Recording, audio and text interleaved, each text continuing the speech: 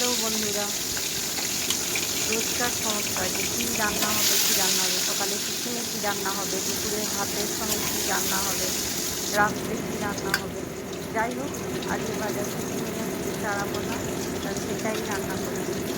সেটার জন্য যেগুলো লাগবে সেগুলো তো আপনাকে দেখতেই পাচ্ছেন আপনি ভিডিওর মধ্যে। অল্প একটুখানি আদা, একটু রসুন, পেঁয়াজ, শুকনো লঙ্কা এবং টমেটো, ওগুলো একসাথে মিক্সারে পেস্ট করে রেখে দিলাম। এদিকে মাছটা ভেজে নেওয়ার পর 5 ফোড়ন দিয়ে দিলাম। 5 ফোড়ন দেওয়ার পর পেস্ট করা মশলাটা দিলাম, তার সাথে দিলাম 1 চামচ জিরে গুঁড়ো আর একটুখানি হলুদ এবং পরিমাণ মতো লবণ।